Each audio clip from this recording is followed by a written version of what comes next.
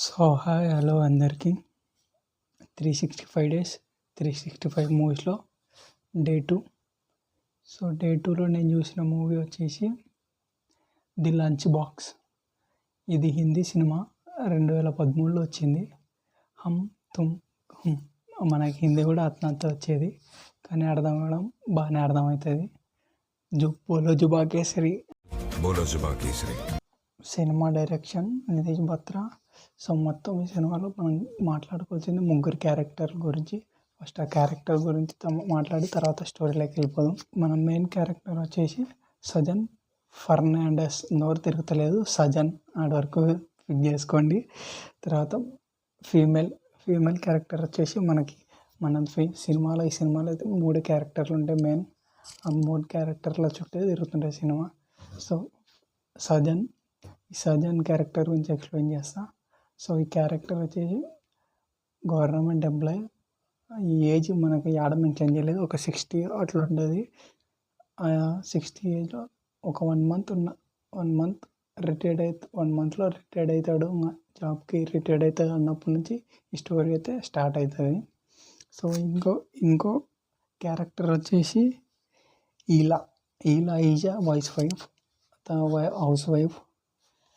House wife ఏమంటే తన భర్త తన సంసార జీవితం అంతా సరిగ్గా సాగుకుంటుంటుంది. తన భర్త ఇల్లీగల్ ఎఫ్ఐఆర్ పెట్టుకొని ఉంటాడు.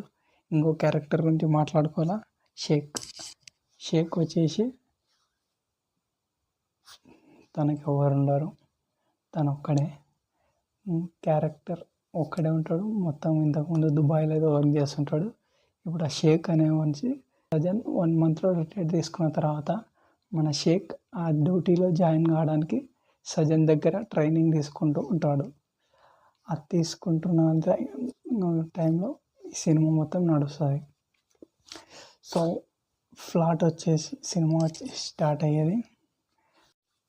స్టోరీ విషయానికి వస్తే ముంబైలో డబ్బావాలా అనే ఒక మామూలు మన ఇంటి దగ్గర నుండి క్యారెట్ తీసుకుని వెళ్ళి ఆఫీస్కి ఇచ్చే ఒక డబ్బావాలా అని ఒక పేరు ఉంది.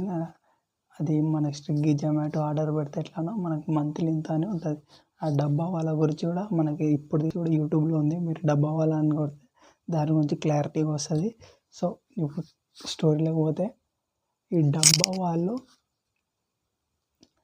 ఇలా హస్బెండ్కి క్యారెట్ ఇవ్వకుండా మన మెయిన్ హీరోకి వచ్చేసి సజన్కి క్యారెట్ చేంజ్ చేసి ఇస్తారు. అంటే సజన్ క్యారెట్ లీలా వాళ్ళ వైఫ్ హస్బెండ్ వాళ్ళది సజన్కి ఇస్తారు. తిన్న తర్వాత వాళ్ళు లీలా ఎప్పుడు క్యారెట్ ఇచ్చినా కానీ తన హస్బెండ్ ఎప్పుడు పూర్తిగా తినడు. కానీ ఆ క్యారెట్ వెళ్ళిపోయి ఇంటికి వచ్చినాక ఆ క్యారెట్ అనేది ఎంప్టీ ఉంటుంది.